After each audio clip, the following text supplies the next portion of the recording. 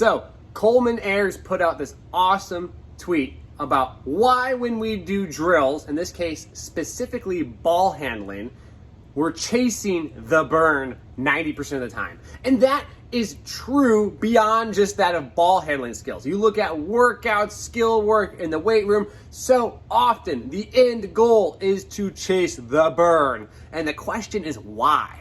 Well, think of it like this. Your body has no way of measuring long-term effectiveness of something in the short term, right? There's no way you can do something like a good ball handling drill that doesn't make you feel the burn, and your body gives you feedback saying, look, that was a great drill. You're gonna make lots of progress.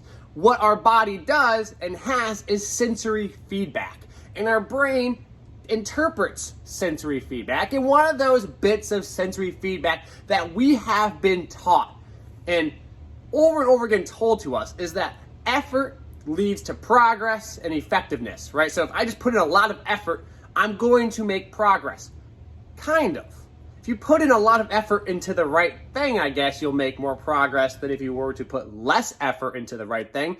But effort does not equate to progress. So what is basically happening here, in my opinion, is your body's critical thinking, its ability to appraise effectiveness over the long term, predict the future kind of, is impossible.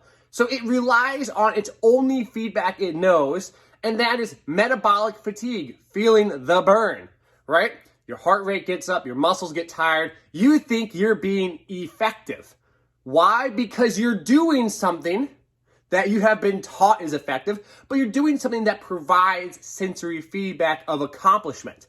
It's one of the few things you can actually do and be like, well, I have worked really hard. Otherwise, you don't know what hard work is. There is no comparison. It's not like you can do a drill and you go, that drill felt metabolically really easy, but in the long run, it's going to be super effective. No, we don't have that perception. So essentially, your mind is playing tricks on you. It's acquiring the only information that it has, and that is the fatigue you have right now. And so we falsely associate that fatigue with effectiveness. And there's no causal reason to that. There's actually a lot of research that shows taking breaks in between skill acquisition is really good for motor learning. The frequency in which something's applied to us is really good.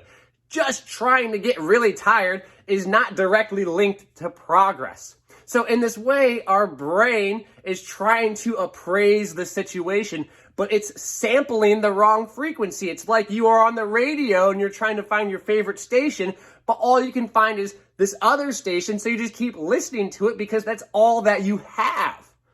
So it's like the body is sampling the information from the environment that is fatigue and effort, and that's all that it has. So it's appraising, deciding whether or not this is a good workout based on that one feeling.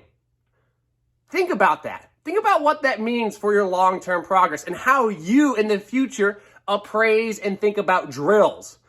If something makes you tired and requires a lot of effort, has no direct link as to whether or not is effective. So I thank you, Coleman, for sharing this. I wanted to talk about this tweet because I think it's such an important topic that people just don't get. Because why? It's abstract. We feel effort. We feel fatigue. We like to think fatigue is progress. But when we really think about it, use our big brain here, our critical thinking, we realize that that's not necessarily the case. Instead, we can use certain principles and research and understanding to find out and elucidate what are the best methods. And from there, use those methods effectively. And effectively might require some effort, but doesn't mean just chase the burn. The burn does not equate to progress. So I wanted to share that with y'all. I appreciate y'all listening. Thank you as always. I hope you enjoyed, and as always, take care.